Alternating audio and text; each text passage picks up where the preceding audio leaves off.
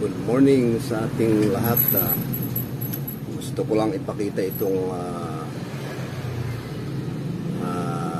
voltmeter natin,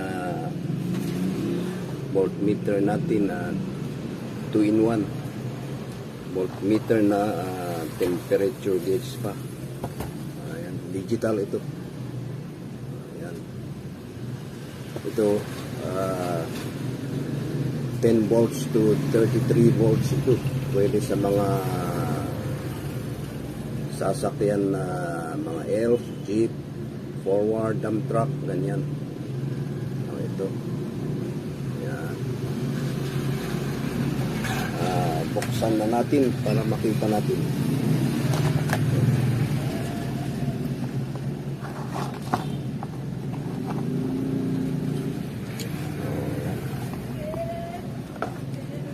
Ito. Puntay lang na ito. Yan. Ang kagandahan nito, nakikita mo ang actual na voltahe ng iyong battery sa sasakyan. Importante yan sa charging system. Saka yung ito naman na temperature gauge, ito yung sending unit.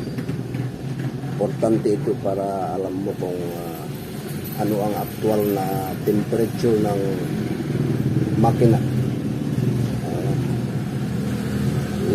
Kabit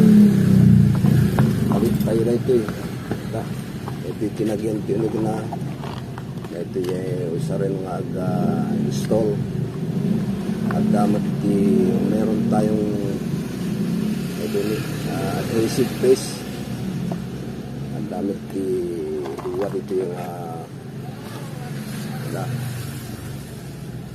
duwang screw. Ayan. Ito yung kabit tayo.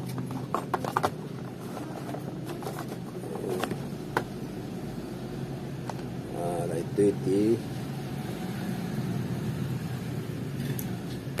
kabit tayo dito ito positive na ito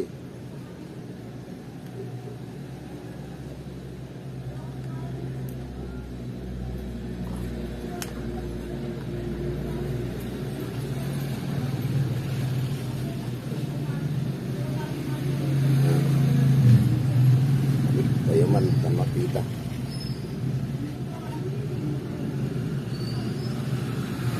Yan, similaw. Da.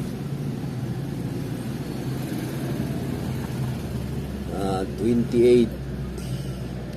Mali baliktad. Yan, ito na naikabit tayo yung battery. Da.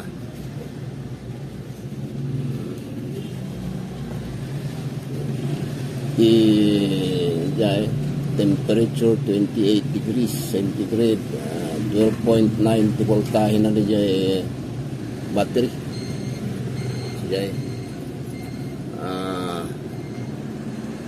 ito jadi sindihan tayo ito kita sapulan nga nagduma dito ito yung kasapulan na ito yung itabit ijay na itapagkabilan tayo dito ini ito para ijay reta siya masapul ikabit ijay upper radiator hose, putulin mo at saka idugtong dito ganyan. Yan. Paano ba gumana ang ano natin? Yan. Pas ano nga gumana na ito ito sindihan tayo ito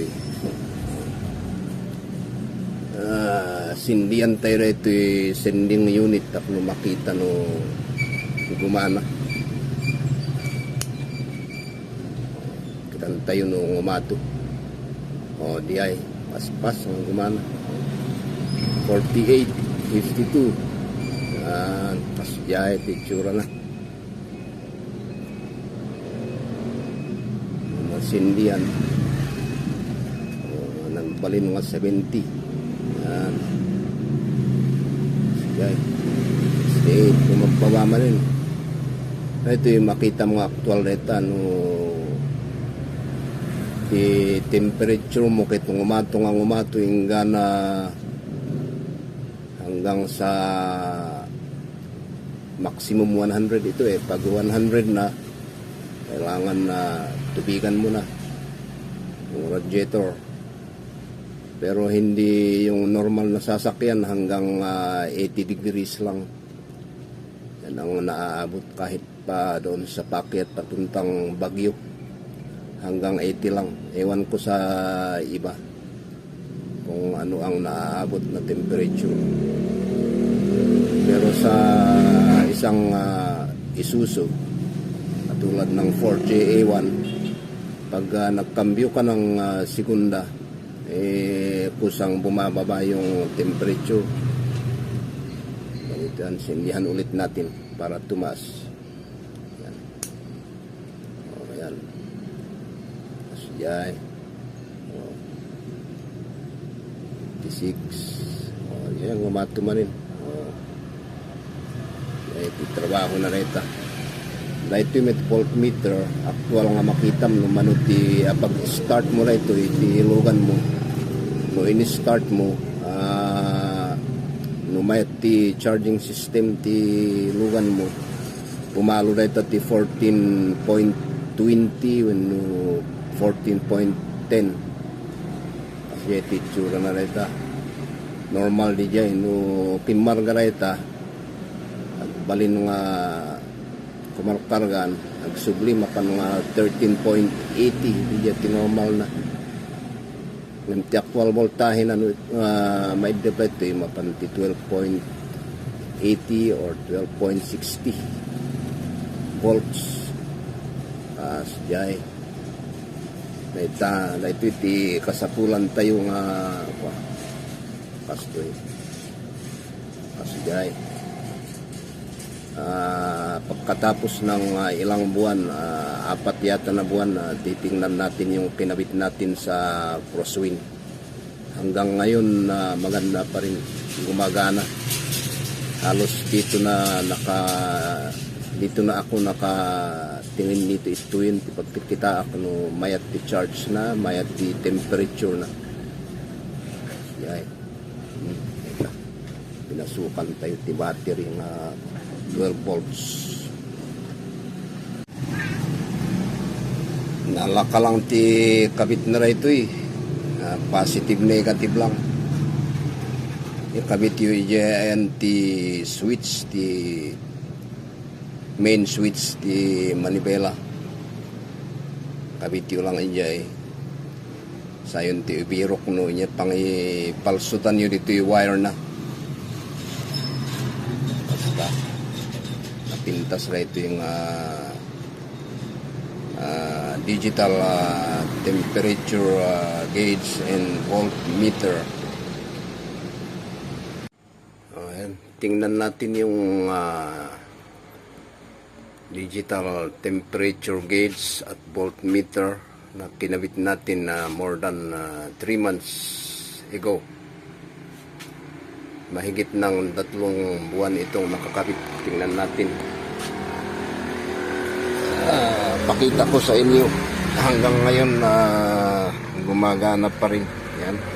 Susi natin. Gumagana. Gumagana pa rin ito. Mahigit ng 3 buwan. Yan, nagagamit. Ayan. 28 degrees patay ang makina. Yung baterya naman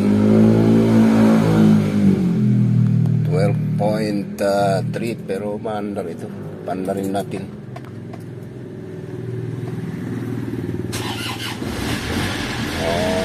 Data 14.1.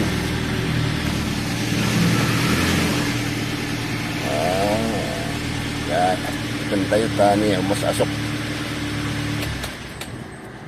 Sige, 14.2.